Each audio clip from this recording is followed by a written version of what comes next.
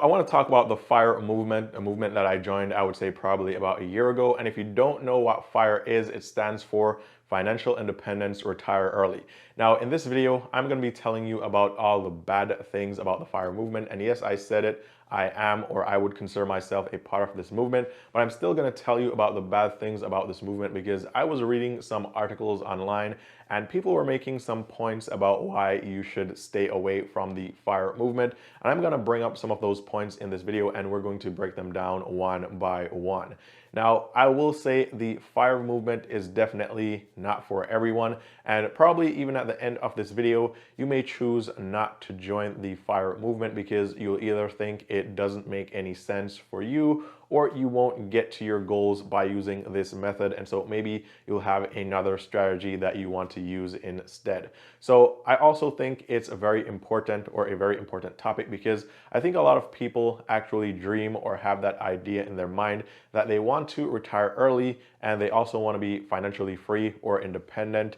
And early retirement can be different depending on what your current age is, right? So some people want to retire before they get to the age of 30. Some people want to retire by the age of 45. Some people just want to retire before they're 60 years old. And after doing a lot of research and talking to other people in the FIRE movement, I decided to join because I saw it as a means of getting me to early retirement while being financially independent.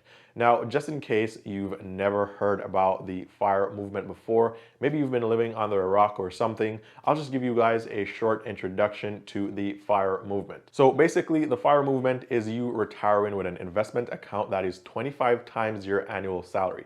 So if you're currently making $50,000 per year, this would mean that you would multiply 50,000 by 25, which would give you 1.25 million. And that would be the minimum goal to attain financial independence and to be able to retire early. Now, the way this works is that you will take that investment account and you subtract 4% every single year for your living expenses or to maintain your lifestyle. And even while doing so, you should not run out of money for at least 30 to 40 years. And in fact, if you do the math again, 4% off 1.25 million is $50,000. So this money continues to grow every single year by compounding. Or if it does, then you could also end up with an investment account that pays you 4% every single year that virtually never runs out of money.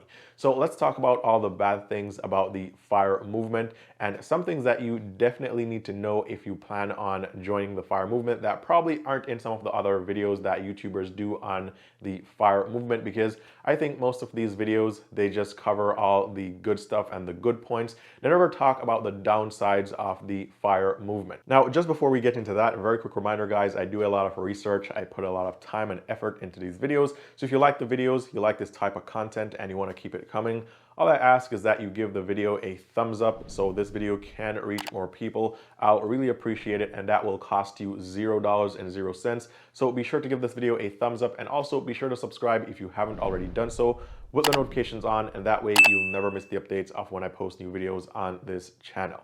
So let's jump right into the downsides or some of the reasons why a lot of people are writing these articles and they're saying that the FIRE movement is stupid. And one of the first reasons is that they say you're living in tomorrow's dreams instead of today's reality. Now, the FIRE movement encourages you to save as much as you possibly can right now and then invest that money so you can retire anywhere from about 12 to 15 years from now. So this means that you're not gonna obtain financial independence now and you're not going to retire early now. It's gonna happen in the future. And so in a sense, you'll be free when you get to financial independence and when you retire, which will probably be at least 12 to 15 years from now. But today, right now, this year, while you save as much as you can and you also invest as much as you can, you won't be free. Now, I'm reading some of these articles and I realized that the people behind it were saying that the members of the FIRE movement are more focused on their retirement than their life today. And the point they're trying to bring across here is that when you get to retirement, you're gonna look back at your life and you're gonna say, you know what? I shouldn't have saved all my money and invested all my money because I missed out on all the fun or exciting things that I could have done with some of this money during the past 10 to 15 years or however long it took you to get to financial independence and retire early. Now, I get the point that they're trying to make here, but I think this is blowing it way out of proportion. In fact, most people don't save anything. They just live life. They just know that they make X amount of dollars and they just spend the same amount of money. In fact, research has shown that over 60% of the population doesn't save $400 a year. All the FIRE movement is forcing you to do is to get on a budget so you can understand how much money you're currently making and how much money you're spending so that you can adjust your expenses or your income or both so that you can consistently save and invest some money every single month while still enjoying all the things that you currently do. I'll give you guys an example. When I tell people that I'm frugal, they usually think that I'm recycling tea bags and that I'm going to pick up used clothes at the dump, which is crazy.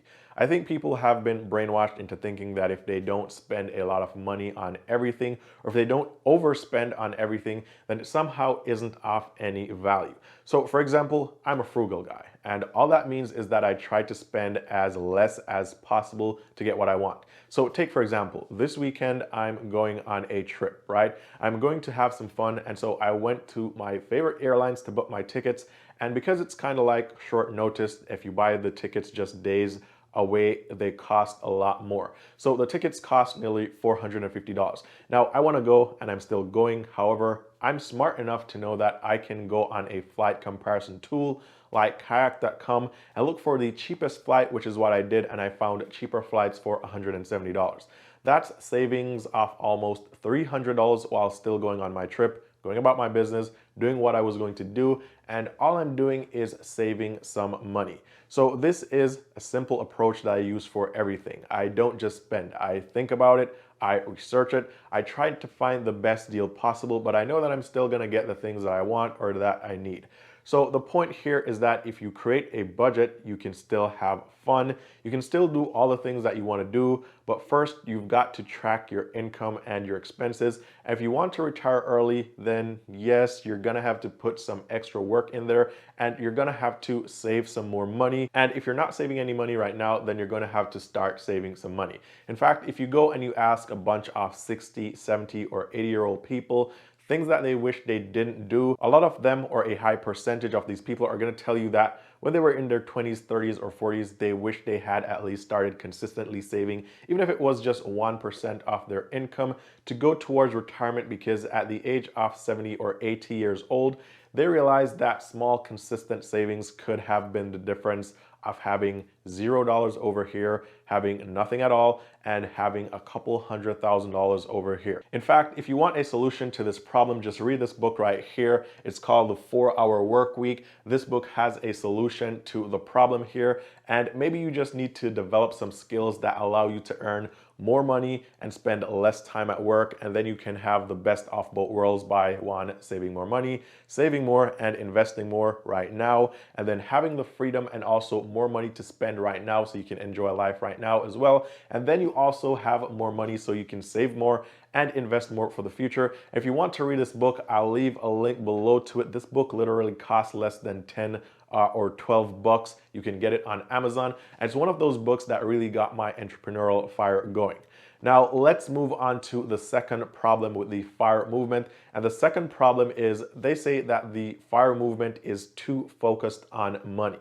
In fact, these people that are writing these articles and bashing the FIRE movement, they're probably even making videos about this on YouTube as well. And they're saying, you know what, money isn't everything, and the FIRE movement is putting money as the main goal and trying to make it seem as if you want to be a part of the FIRE movement, then you're gonna have to put money above everything. You're gonna have to save all your money and concentrate on money and put it over family, friends, and just about everything else in your life. Now, if you want to do that, then you're free to do so. You can do whatever you want to do, but this is not what the FIRE movement is about. In fact, think about this, right? When have you ever had more money going into your checkings account or your savings account or your investment account, and you just thought to yourself, well, you know what? This is too much money. This is a burden. Having so much money invested or saved is such a burden. I just want to get rid of some of this money, and I want to stop getting this money because it's becoming a burden. Most likely never. In fact, I want to tell you that saving money is important. It's more than important. It's essential. If you go to New York or one of these big cities, you'll see homeless people on the street, and a lot of these homeless people are homeless not because they don't have any skills Some of these people were lawyers, teachers, doctors. They had very good professions, they're educated, and they will give you some story about how one bad thing happened to them and they just weren't able to financially recover. And then they got sucked into a vortex of bad situations compounding, which led to them being homeless, and now they can't recover from it. So money is essential. And if you think that you're not going to need money or more money and it won't be essential 20 years from now, then you're going to be in for a very rude awakening, because the worst thing that can happen to you is being old, not being as healthy as you are right now, not being able to work, not being able to endure stress, whether it's mental or physical stress, and running out of money at that point in your life. So this is even exponentially worse if you're not from a wealthy family, because then you have no one to help bail you out. Now, this won't be a problem if you have a simple budget. It starts with the budget. In fact, if you have a budget, then you won't be stretching yourself and trying to save every penny, or trying to save too much to the point where it gets you exhausted and you're burdened by saving or investing, where you can't enjoy your life right now, and also not being able to enjoy or have other short-term goals like buying a new car or a new toy, or having a really nice holiday trips, or traveling to wherever you want. Now, let's move on to the third problem with the FIRE movement, and the third problem is lifestyle inflation or lifestyle upgrades. Now, remember earlier on in the video, I said that the main idea behind the FIRE movement is that you save or you invest or you have a total of 25 times your annual expenses. So if your annual expenses are covered by, let's say, $50,000 per year, then you need to save 25 times 50,000, which is 1.25 million. And that way you'll be able to retire with $50,000 every single year and virtually never run out of money.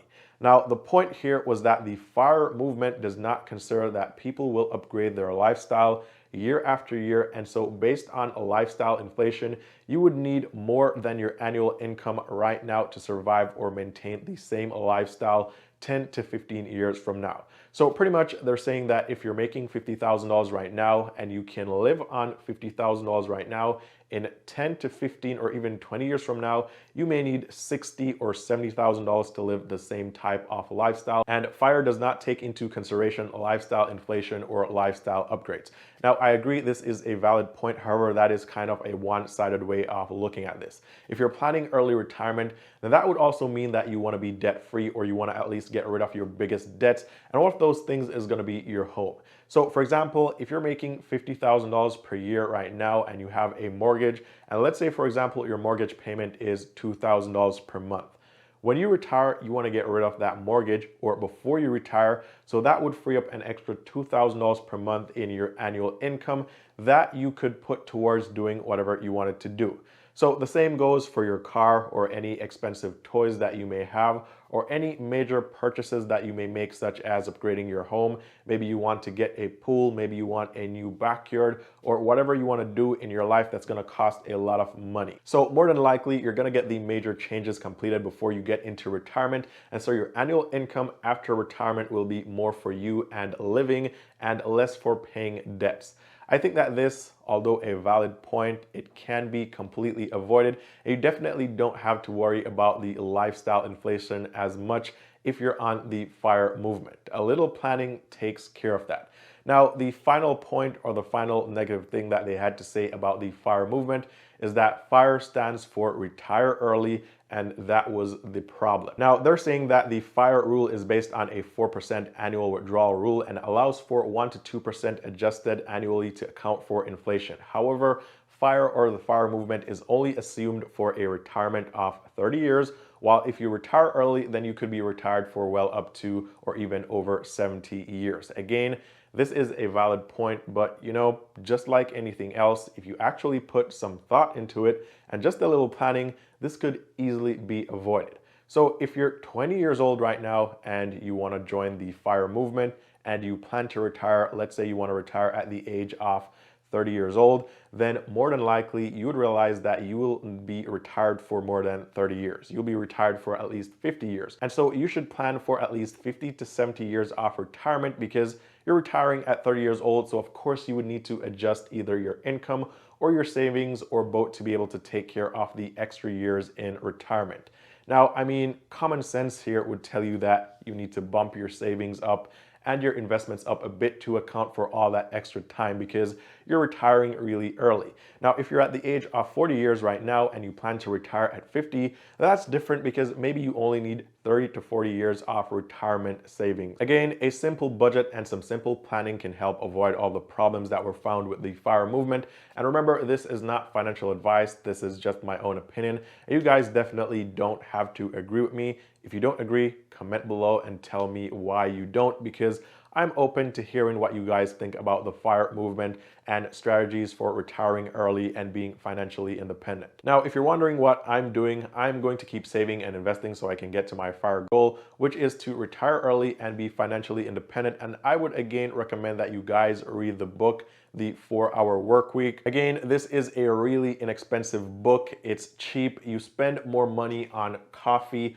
or useless soda that's bad for you every day than what this book will cost you. And it may just open you up to a different way of thinking and also opportunities that you're probably overlooking or just not thinking about. So I'll leave a link down below to that book. And with that said, thank you guys so much for watching. I hope you got some value in this content. And if you want to message me or talk to me one-on-one, the link is below to my Instagram. Feel free to hit me up. And all the best, and I'll see you guys very soon in the next one.